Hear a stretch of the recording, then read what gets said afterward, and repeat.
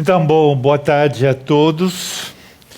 E se vocês se lembram, a semana passada, analisei de que maneira, através da obra do Jacques Derrida, em particular, através dessa obra fundamental, a escritura e a diferença, a teoria estruturalista, enquanto afirma o caráter sistemático de toda a organização, seja a organização mental, social ou política, ficou como privada da sua base, do seu fundamento, e esse fundamento sendo o caráter puramente sincrônico do sistema mesmo. Um sistema é uma coisa que não muda no tempo. E Derrida, através da introdução da dimensão temporal, a diferença com a diferença, o adiamento, e com isso, de uma certa maneira, abalou o estruturalismo na sua forma sistemática. Isso teve uma consequência fatal para o sistematismo. Não sei se a palavra sistematismo existe em português. Essa ideologia do sistema, a sistematização da perspectiva estruturalista, pois se o sentido de todo fenômeno, e em particular o sentido da escrita, fica se transformando ao longo do tempo, como demonstra o Derrida, o determinismo positivista fundamental do estruturalismo se desfaz. E a perspectiva científica, visada por Lévi-Strauss, como temos visto no começo desse seminário, vira um sonho inalcançável. Agora, a segunda consequência não fica menos perturbante para a ideologia estruturalista. Lembremos primeiro que, como consequência do caráter todo-poderoso da estrutura, do sistema, qual que seja a palavra que se usa, sistema, estrutura, também instituição. E dentro das instituições, a primeira, nesse contexto, é a língua.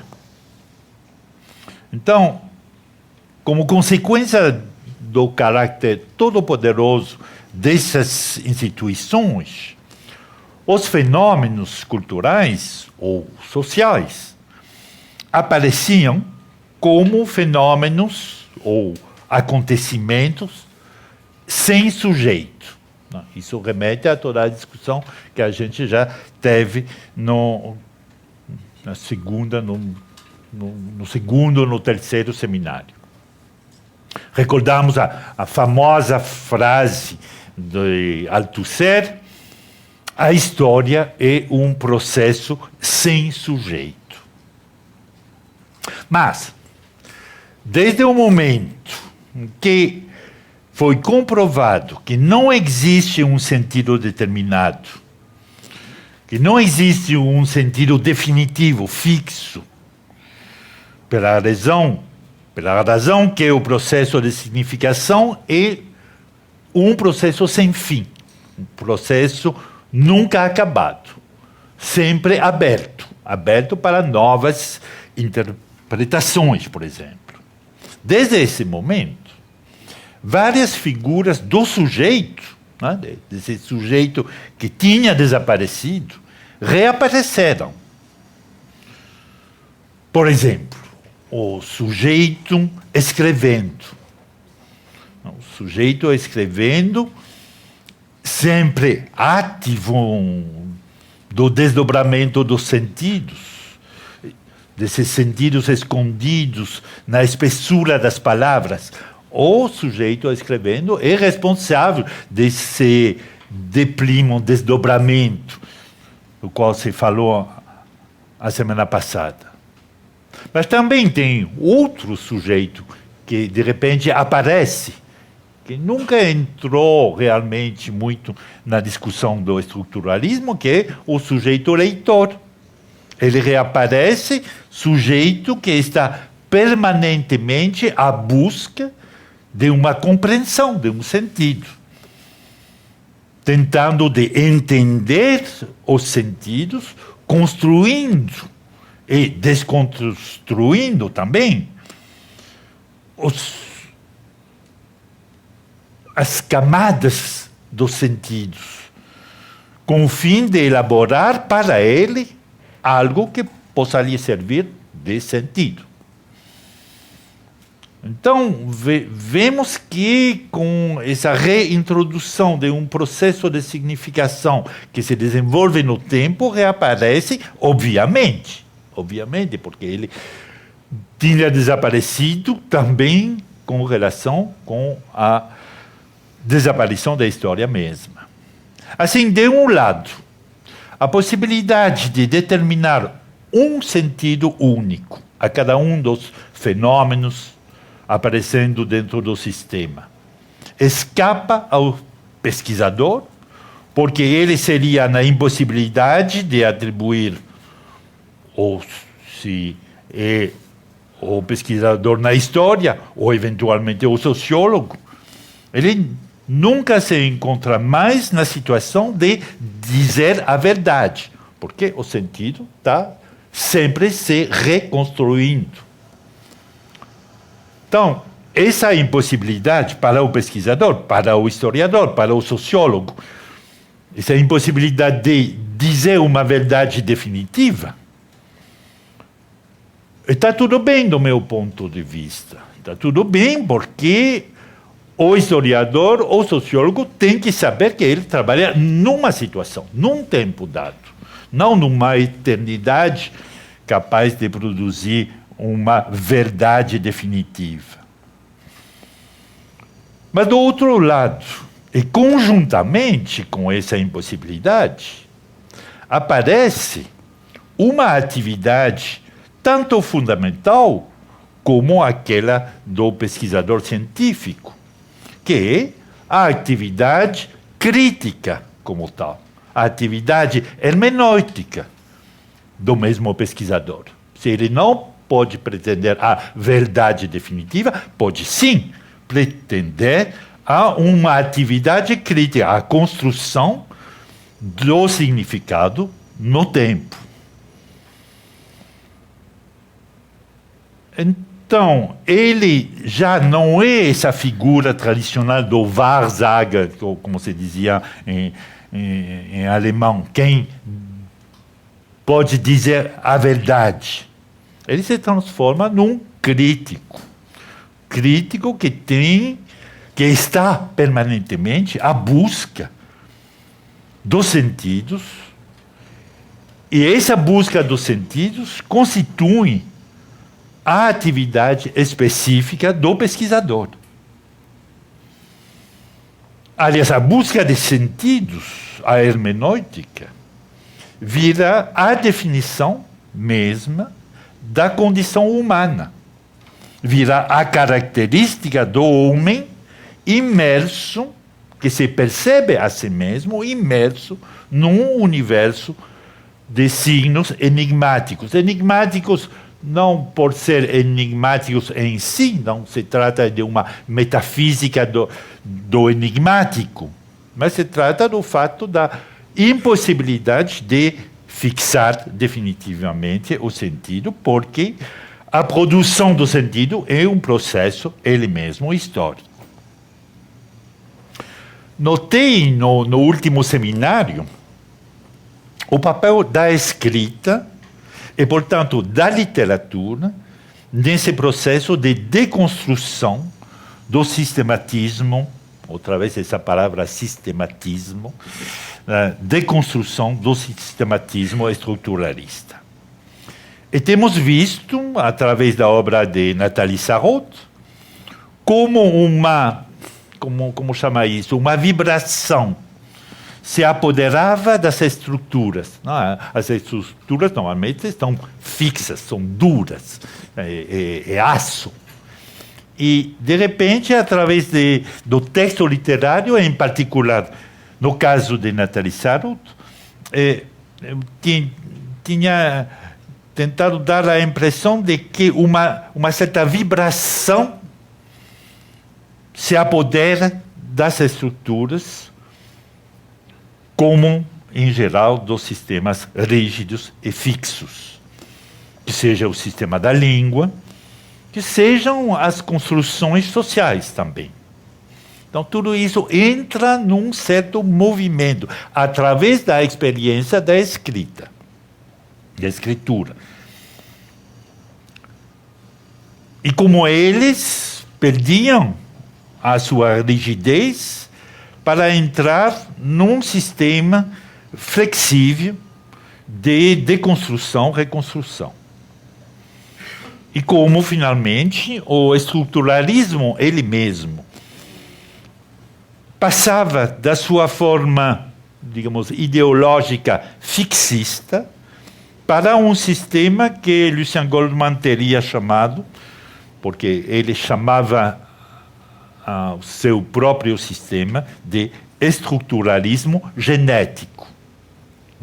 Vocês notam, claro, o caráter paradoxal dessa palavra, estruturalismo genético. Então, a estrutura, sim, mas a estrutura está tomada, está inserada num processo histórico. De maneira que temos permanentemente estruturas que se constroem, que chegam ao que o Jean Piaget chama de um estado de equilíbrio. Então, a estrutura existe num pequeno tempo, talvez num tempão mais grande, mas é efêmero esse momento do equilíbrio da estrutura, e de repente a estrutura se desfaz e outros eventos, outras capas culturais, outras camadas sociais tomam o poder dentro da estrutura, seja uma estrutura social, seja uma estrutura puramente intelectual. A descrição que estou dando do estruturalismo, dessa história intelectual dos anos 60, também segue esse tipo de processo. A gente vê como se constrói o estruturalismo e como se deconstrói o estruturalismo, e, ao mesmo tempo, como se constrói outra coisa. É um processo, ao meu ver, o processo geral de transformação dos eventos, sejam intelectuais, sociais, na sociedade, nas nossas sociedades. Agora, vamos fazer um passo atrás para ver como o período do estruturalismo integral favoreceu o desenvolvimento de uma certa prática literária experimental ligada ao conceito de sistema. Bom, já falei, a propósito do Derrida, que era de dentro do sistema estruturalista que a transformação do sistema estava emergindo. Eu vou agora mostrar como, a partir do conceito de sistema, novas práticas literárias emergeram. Então, vou dedicar um momento à literatura experimental na época do estruturalismo integral. E para introduzir essas breves reflexões, quero citar uma frase explicitíssima do Derrida a propósito do papel do experimentalismo dentro de um momento histórico como o momento do estruturalismo. É uma frase da página 14 de L'écriture et la différence, a escritura e a diferença. Derrida diz o seguinte: é nas épocas de deslocamento histórico, de deslocação histórica, quando somos expulsos do lugar, que se desenvolve como para si mesmo essa paixão estruturalista, aquela que é, ao mesmo tempo, uma maneira de raiva experimental e um esquematismo proliferante. Bom, essa frase me parece muito interessante para a minha demonstração, de uma certa maneira, porque confirma os dois eixos da minha demonstração. Primeiro, o fenômeno estruturalista está ligado a uma conjuntura moral e política externa à esfera intelectual, o que tentei de demonstrar a propósito do caso francês nos anos 50, 60. E segundo aspecto, ele provoca como o seu antídoto uma raiva experimental, quer dizer, uma reação violenta contra o esquematismo que virou hegemônico. O sintomático desse duplo movimento é que o espírito de investigação experimental vai buscar as suas bases precisamente nas regras constitutivas do esquematismo. Por exemplo, de acordo com a ideologia estruturalista hegemônica, a literatura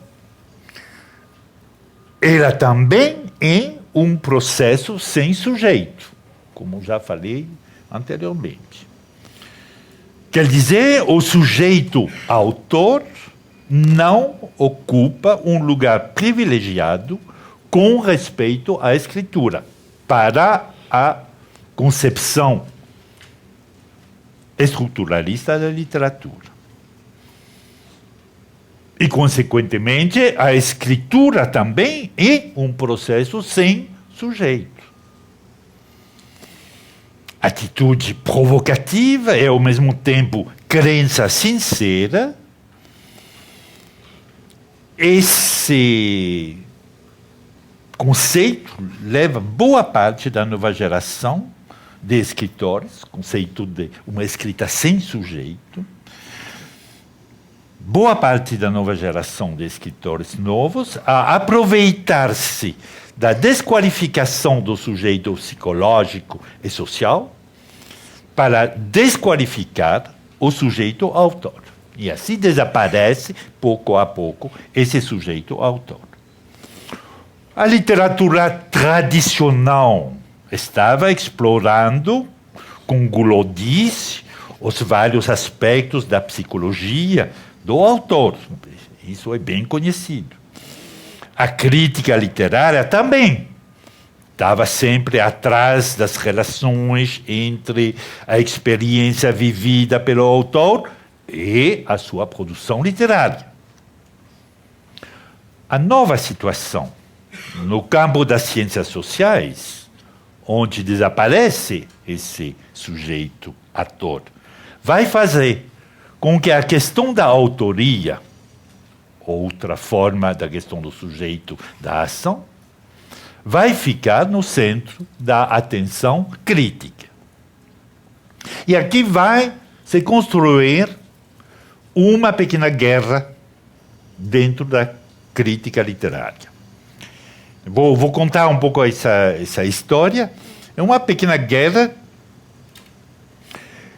que foi desencadeada como uma reação da crítica literária acadêmica tradicional, no momento em que uma nova crítica, apoiada sobre as ciências sociais, estava dissolvendo a função tradicional do autor em proveito dos discursos, palavra tipicamente na época Foucauldiana, de Michel Foucault, em proveito dos discursos que estabeleciam as prioridades das estruturas. O discurso marxista, o discurso sociológico em geral, o discurso psicoanalítico, todos esses discursos falavam do que tinha uma prioridade à estrutura e, por consequência, uma desaparição do sentido realmente do autor.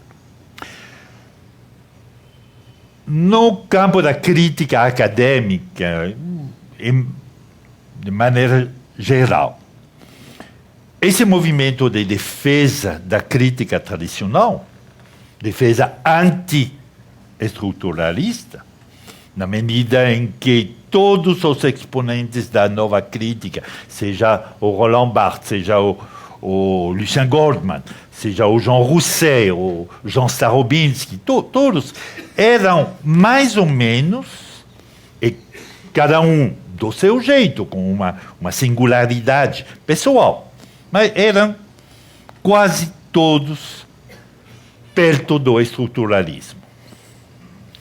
Se criou assim uma forma de frente comum. De um lado, a crítica historicista, acadêmica, positivista, tradicional, e do outro, as várias formas de crítica que eu chamaria de exogênia, né? Exogênia no sentido em que uma crítica que determina o sentido das coisas a partir de elementos de fora.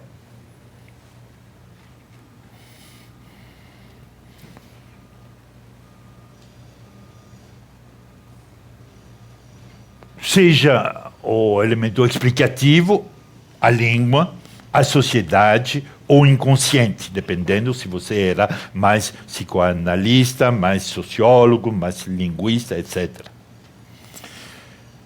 Entre eles, os exponentes de cada uma dessas tendências brigavam, claro. Mas por causa de geração e por causa da oposição que se construiu na época entre a Sorbona tradicional, a universidade tradicional, você tem que pensar que na época em Paris tinha uma universidade só, era a Sorbona. Hoje em dia tem 14 universidades, todas do Estado, mas 14 distintas. Na época tinha só uma. Então, era realmente o bastião da tradição acadêmica. E tinha outras instituições, a École Normale Supérieure e, em particular, a Escola de Altos Estudos, que era onde o novo estruturalismo estava se desenvolvendo.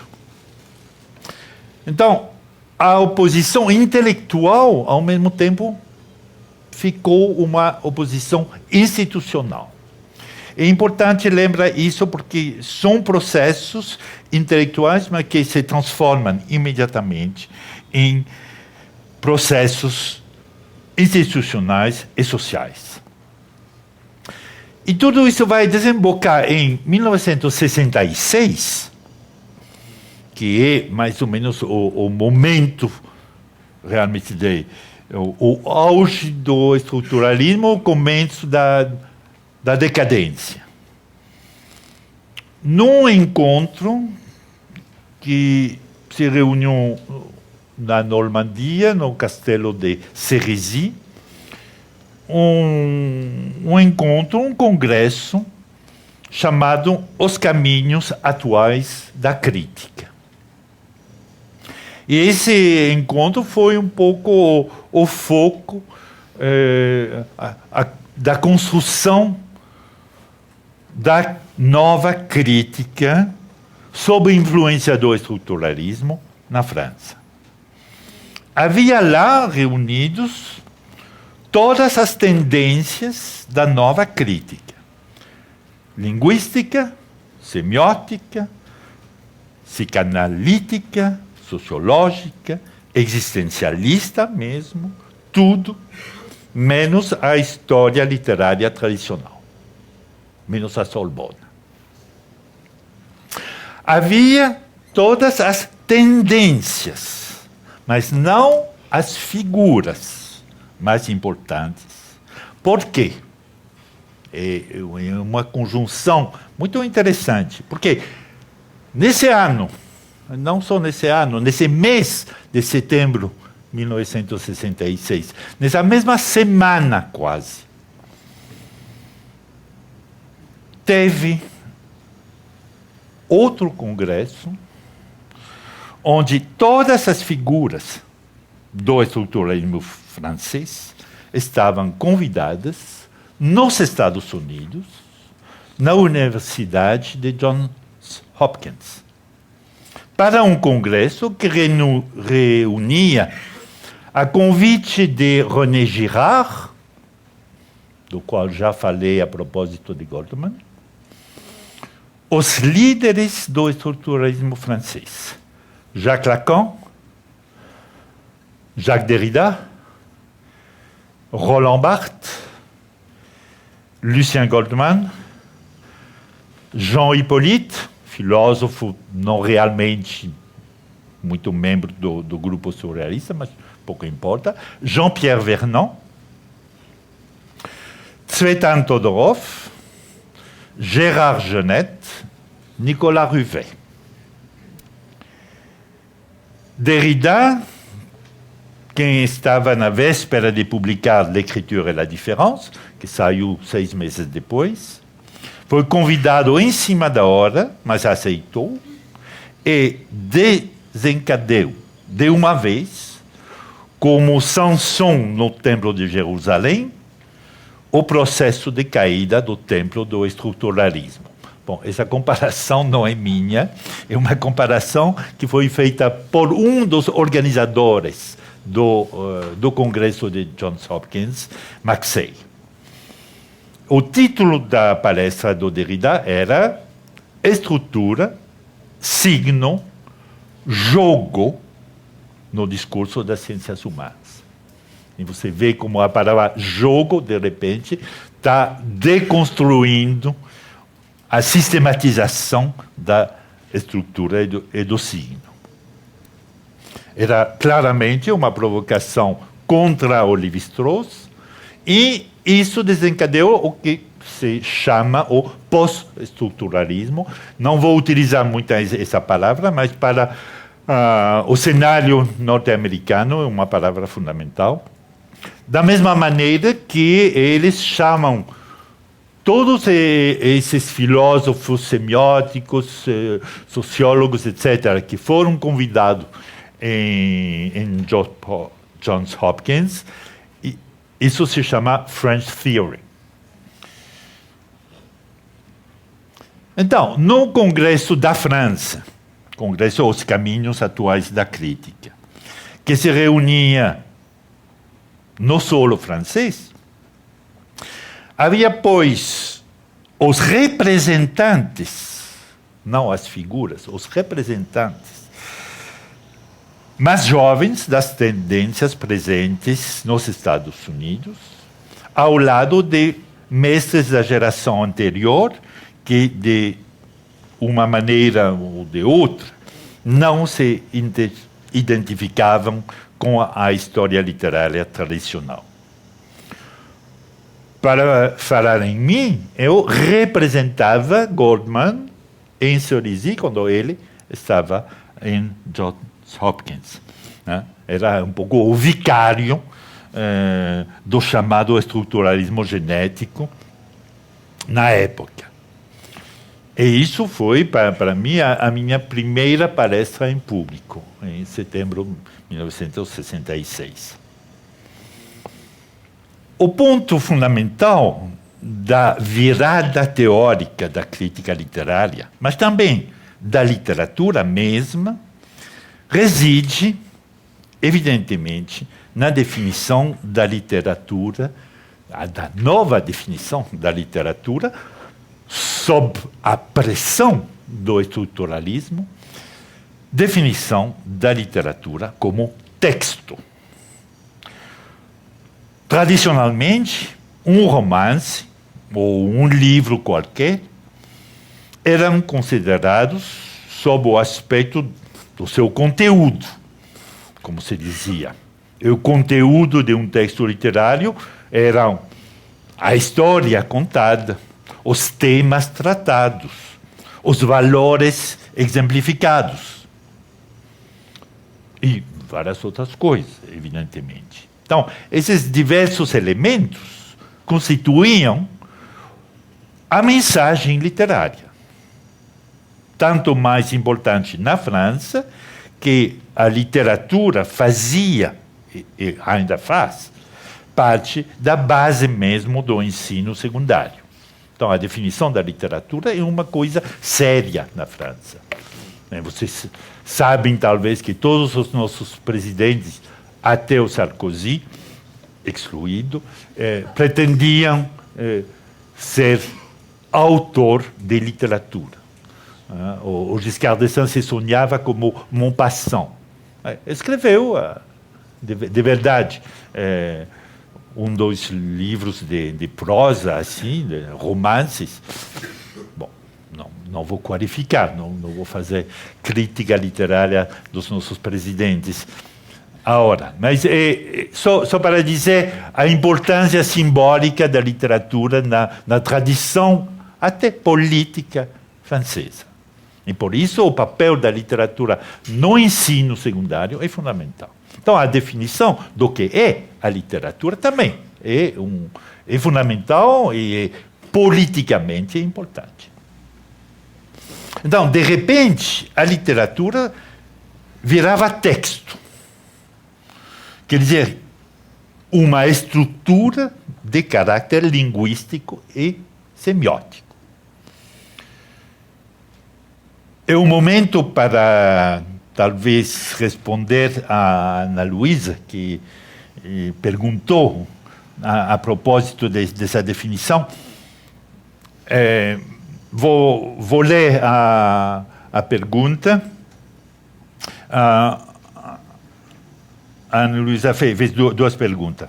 A primeira, a pergunta é a seguinte: com base no quadro de transformações trazado na última aula, a partir de questões colocadas pela literatura, poderia comentar a redefinição do conceito de texto e seu transbordamento para outros campos artísticos, em que passará muitas vezes a se sobrepor ao conceito mais tradicional de obra. Bom, é uma questão fundamental, a transformação da definição da literatura em texto, da obra. Bom, eu vou tentar comentar essa questão. A segunda, que toca a questão da dobra, vou deixar para mais tarde, porque vou voltar à questão da dobra. Então, vou deixar para mais tarde.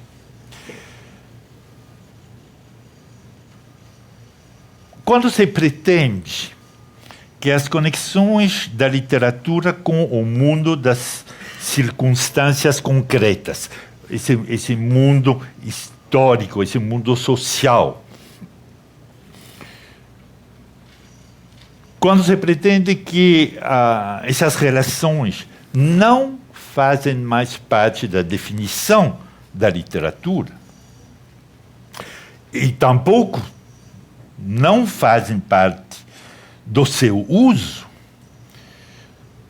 é claro, quando se define a literatura como texto, que são novas prioridades que aparecem.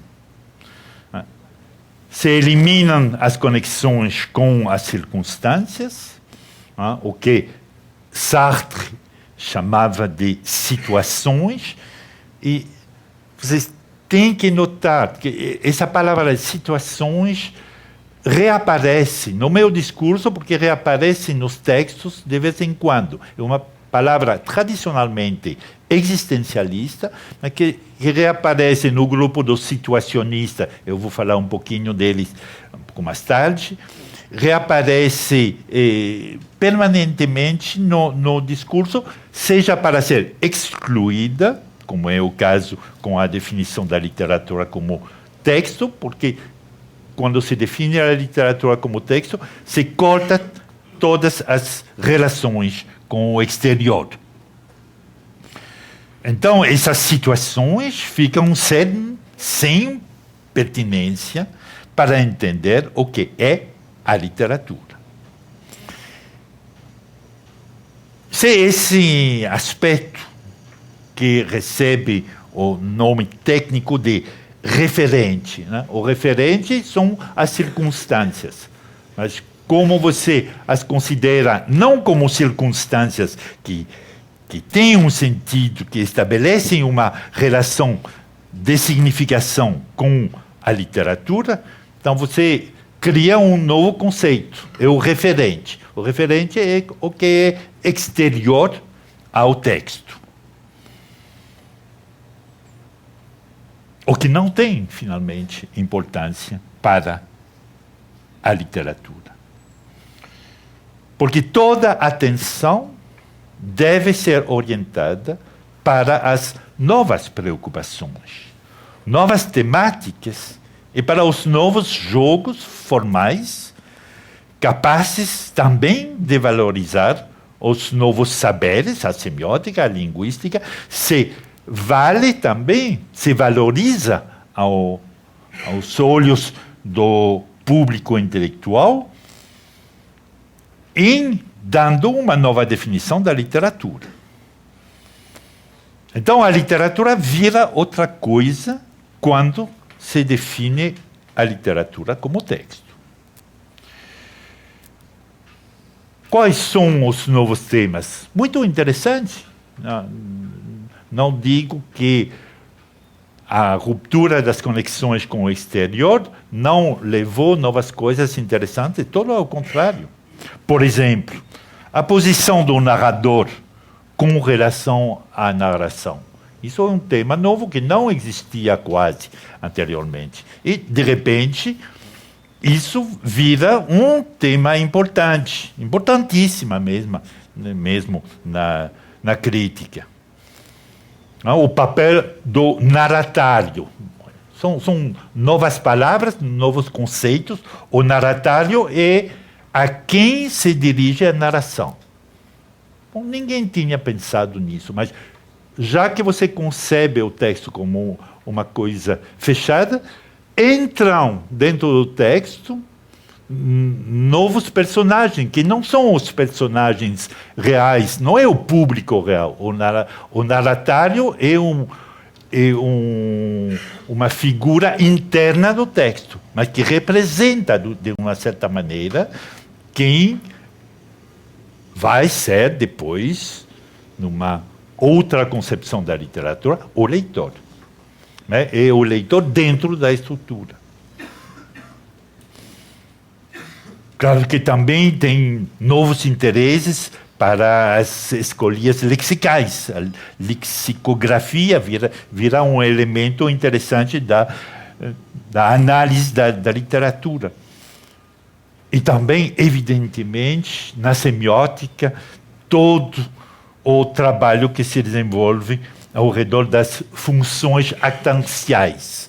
Bom, não sei se o trabalho do Greimas da semiótica literária está bem conhecido aqui. A noção de função actancial é fundamental, que o Greimas ordenava num sistema fixo as funções de ator, adjuvante, destinatário, etc., etc. Então, são no interior do texto novas figuras, novas possibilidades, novas orientações de investigação. Então, o texto tomava distância com respeito aos valores tradicionais da literatura, como eram desenvolvidas no sistema de ensino francês, para abrir outro setor de pesquisa em relação direta com as novas ciências, a linguística, a semiótica, e mesmo com as figuras matemáticas. Orientação nova que criou uma ruptura, o que favoreceu uma ruptura geracional entre os que ficavam, os pesquisadores, que ficavam presos nas categorias do passado, as categorias humanistas, digamos, e os novos especialistas.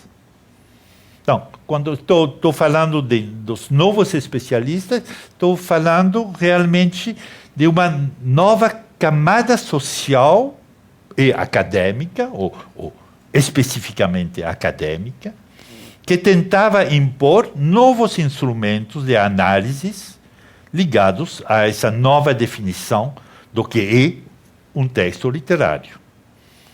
E eles, sendo os donos desse saber, então, teve uma luta de influência dentro do ensino para a definição dos instrumentos mais adequados para definir o que é a literatura. Mas quase já não se falava mais de literatura, senão de texto literário. E vou tomar só um exemplo que me parece emblemático. O Departamento de Literatura da nova Universidade de Paris 7, que foi fundada em 1968, o departamento não se chamou Departamento de Literatura ou História Literária, mas se chamou Departamento Ciência dos Textos e Documentos. E o objeto era a literatura, sempre. Mas a literatura vista como texto e documento. Então, tudo isso para tentar esclarecer um pouco essa transformação do conceito de literatura sob a influência forte do estruturalismo, do cientismo também, próprio à linguística e à semiótica. Então, essa orientação era muito clara. Na lógica desse cientismo, o objetivo era construir uma ciência dos textos a partir da descrição das estruturas do texto e não de entender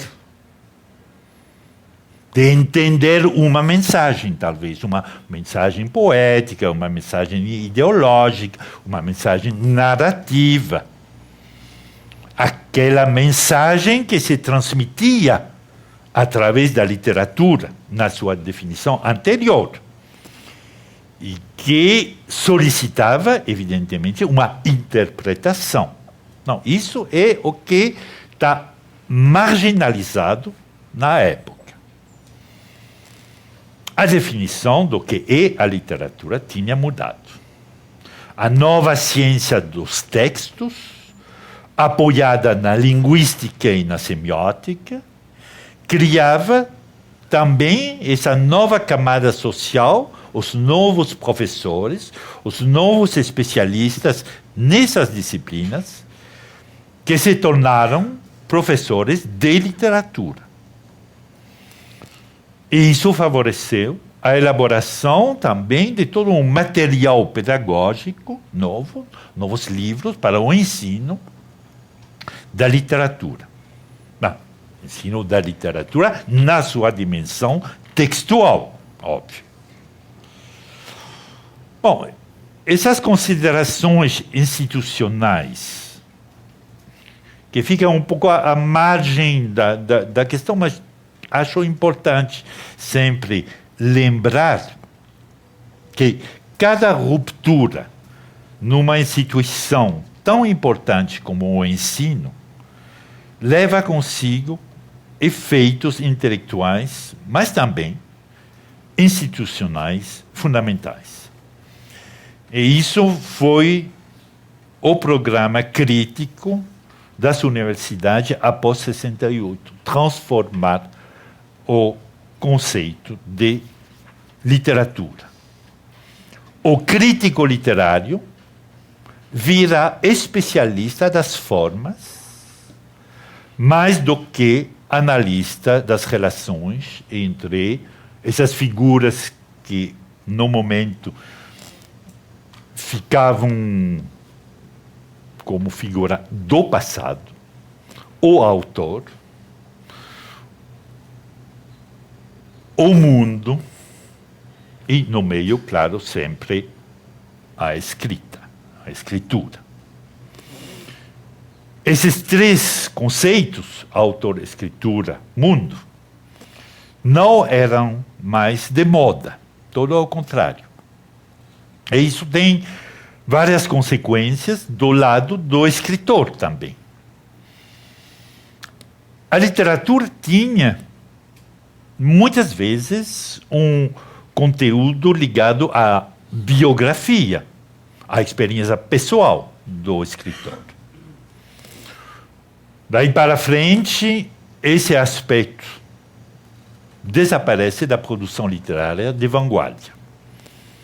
Falar de si mesmo parece uma atitude reacionária, ultrapassada.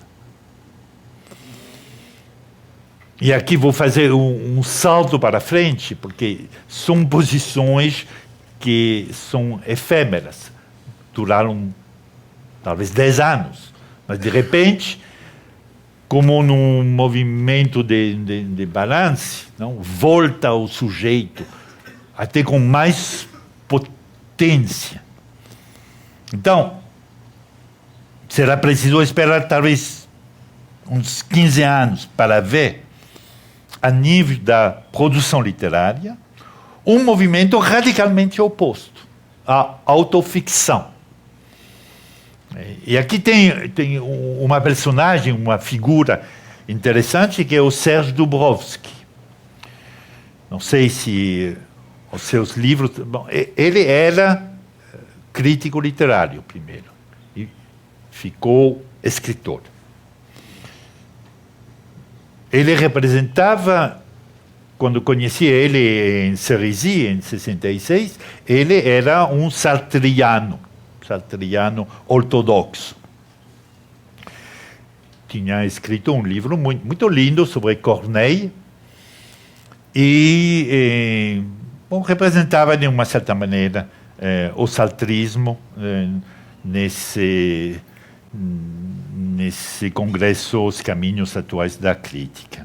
Mas, 10 anos mais tarde,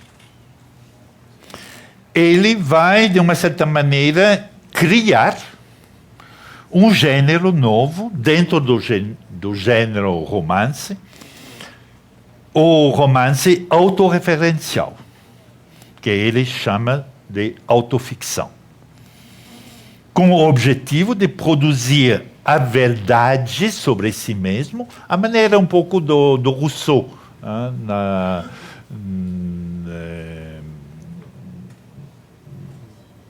nas Confissões. Essa tentativa de dizer tudo a partir de um tipo de testemunho autobiográfico, uma tentativa sem piedade de falar de si, de falar a verdade de si. Então, na literatura é sempre o mesmo problema, falar a verdade. Agora, como? Quais são os dispositivos para falar dessa verdade? Então, temos em 10 anos a desaparição do sujeito como objeto possível de uma literatura. É obsceno falar de si, de falar da biografia.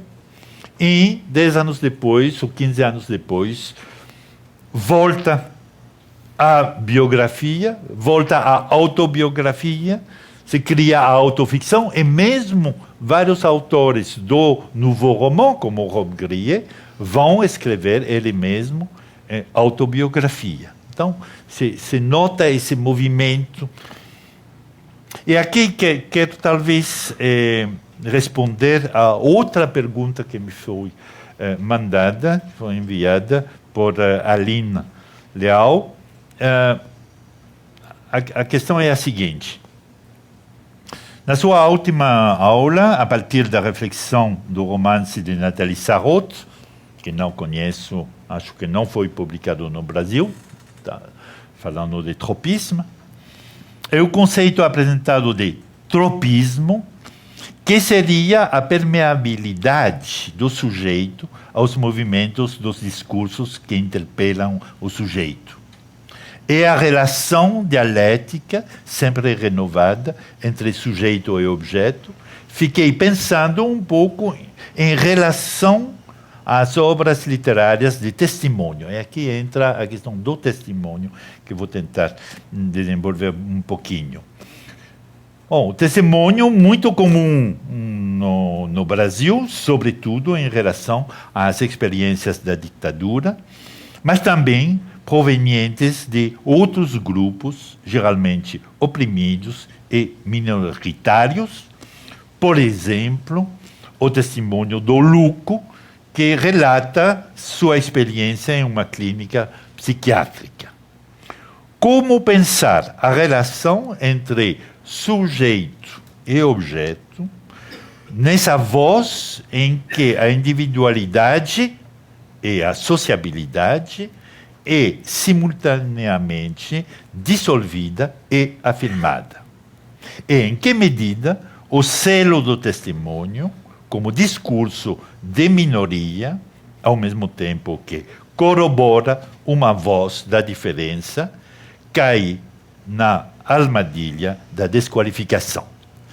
Bom, é uma questão muito forte, muito importante e muito interessante, porque aponta para, em particular, tem vários aspectos nessa questão, para a questão da possibilidade de distanciamento crítico do escritor-narrador, ou mesmo historiador ou sociólogo, com respeito aos acontecimentos.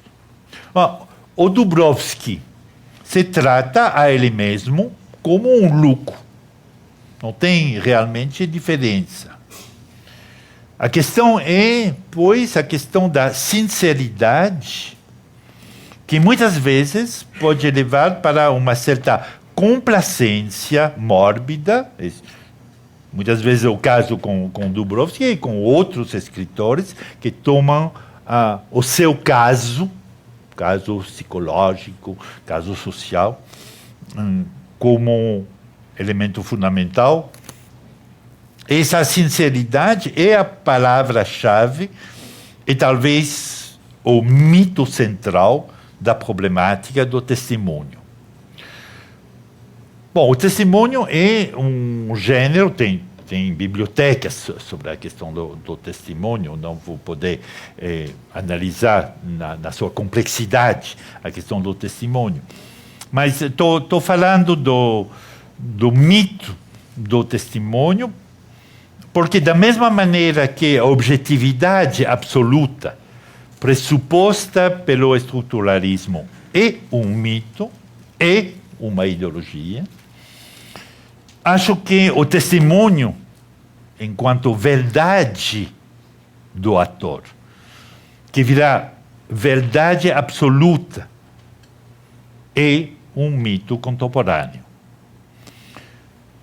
Não estou contemplando o que ocorre em termos de testemunho com respeito à reconstrução de um passado mal conhecido e doloroso, como o passado da ditadura aqui no Brasil, a qual Aline está aludindo. Não, mas estou pensando no papel do testemunho, mas com essa crítica da crença na verdade do testemunho. Estou pensando no papel do testemunho no dispositivo da televisão, que é cada vez mais importante. Nesse caso, talvez se pode falar do mito da verdade do testemunho mediático, porque o testemunho mediático já não é uma maneira de reconstruir uma história, mas uma manifestação especificamente colocada, pensada, elaborada dentro do dispositivo televisivo. Então, acho que aqui temos que ter muito cuidado com a aparente verdade do testemunho mediático. Voltando, pois, à definição nova, nos anos 60, do que é a verdadeira literatura, é claro que, doravante, a escritura não está entendida como expressão do autor, nem como representação do mundo. Ela está trabalhando na língua, ela é um jogo de formas, e, consequentemente, o discurso crítico não tem que se interessar para referente nenhum, nem o autor, nem as circunstâncias históricas ou políticas, como já expliquei, a propósito da relação com as guerras coloniais. Com essas revistas e esses movimentos, teve realmente uma produção literária de centenas de livros que, no momento, apareciam como a literatura, o que a literatura deveria ser. Hoje eu vou falar só de um grupo muito especial, que se chama, vou escrever o nome, porque o nome é um pouco... O grupo se chama Oulipo. Oulipo. O é ouvroir,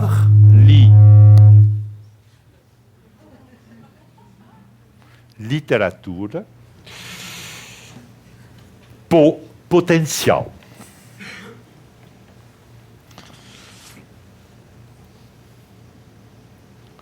Ao mesmo tempo, essas novas ferramentas elaboradas pela narratologia e a semiótica permitem, então, de enriquecer, reorientar a leitura da literatura.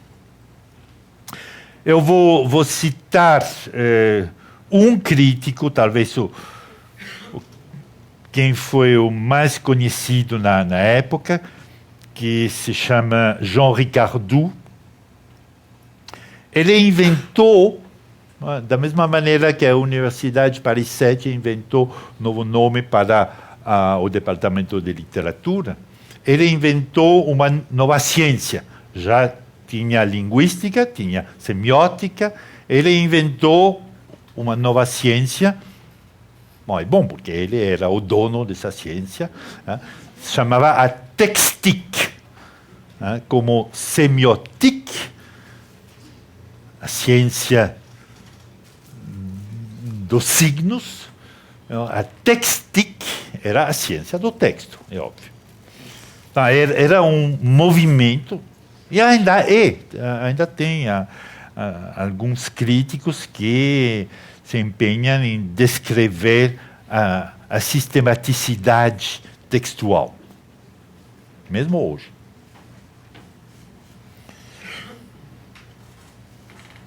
Bom,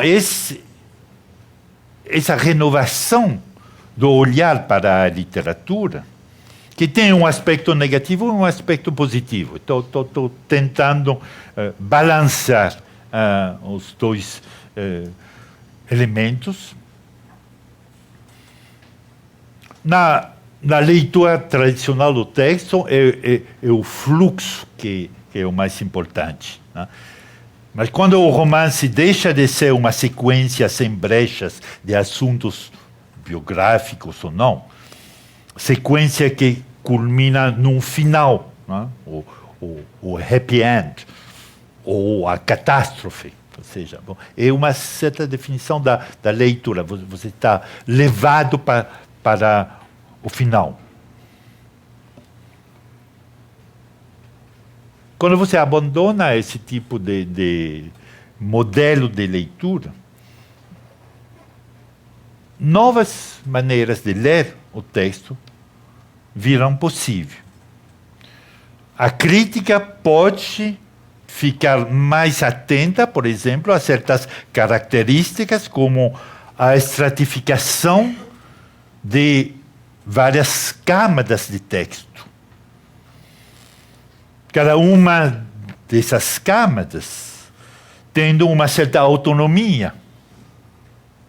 Isso se relaciona com a definição do texto como um sistema fechado. Mas cada camada tem uma certa autonomia, costurando relações variáveis, uma camada com a outra. É interessante constatar como o modelo musical tomou aqui, nesse momento, no meio dos anos 60, uma importância nova nessa circunstância. Bom, já Lévi-Strauss havia utilizado a metáfora musical nas suas descrições das relações entre os elementos dos mitos. A música é um sistema, no próprio sentido da palavra.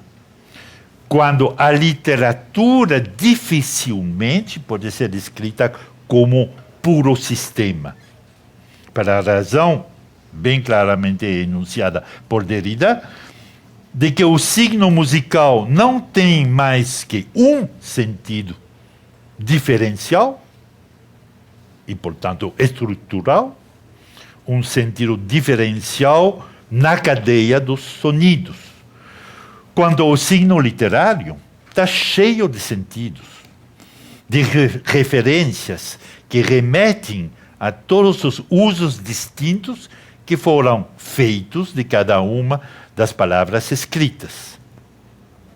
Mas mesmo assim, a crítica estruturalista chega a reconhecer nos textos literários elementos de repetição, por exemplo, efeitos de eco, jogos puramente formais mesmo. Então, se bem não é possível dar da literatura uma definição totalmente sistemática, como se poderia fazer com a música, é possível ver, descobrir e analisar como funcionam, dentro desse novo conceito de texto, elementos, camadas, sistemas ou microsistemas. Não temos dificuldade em entender ou mesmo visualizar essas câmaras sonoras, por exemplo, no texto, que se sobrepõem. Às vezes ficam como num contraponto, às vezes discordam.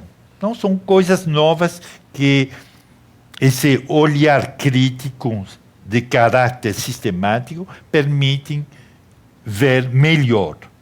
Doravante, o texto literário também pode ser considerado baixo esse aspecto estratificado e estrutural.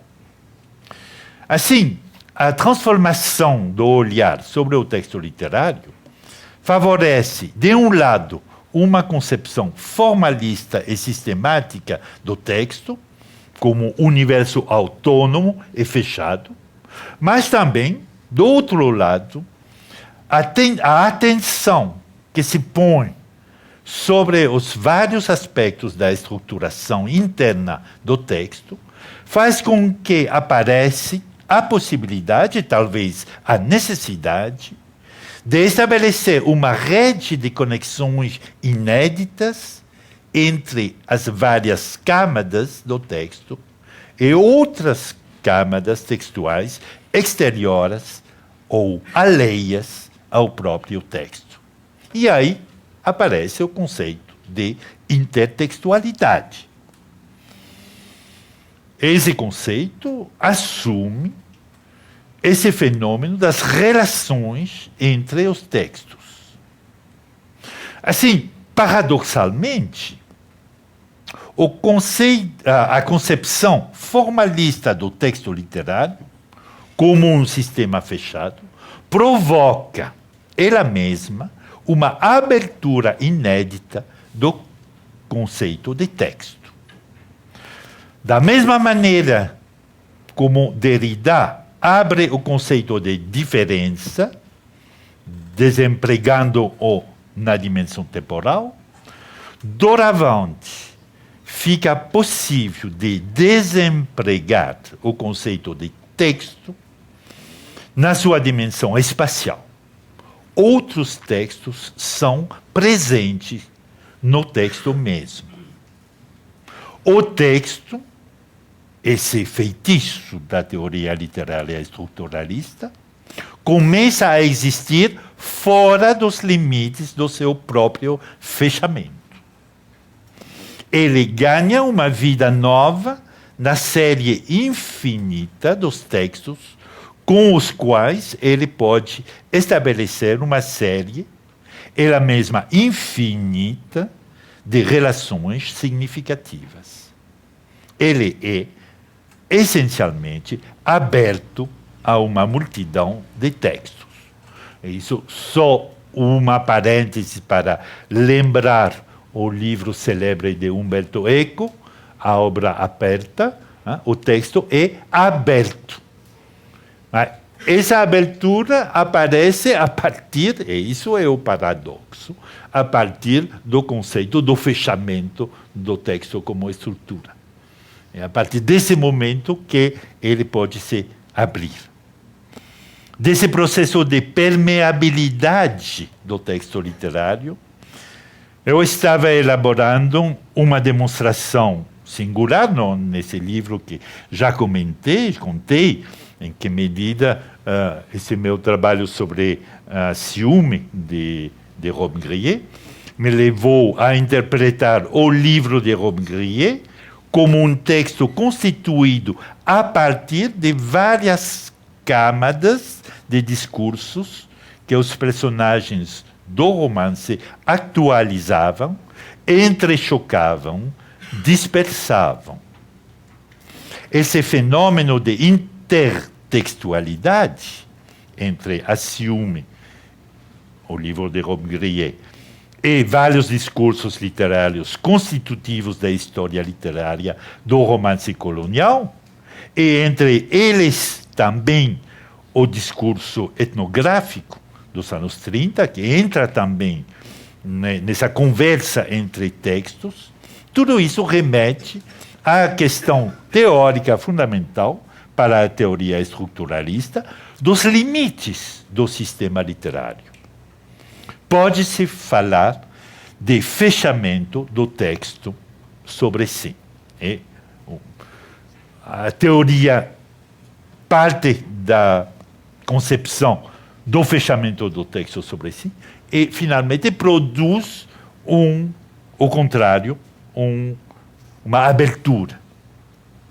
Será que o conjunto da literatura toda constitui o espaço de expansão de toda a literatura? Que todos os textos falam com todos os outros dentro do que chamamos a literatura? É bem provável. Se é bem verdade que a língua constitui um sistema fechado, a extensão desse princípio ao texto literário como tal faz aparecer uma contradição pelo fato da literatura sempre dialogar com a literatura já escrita.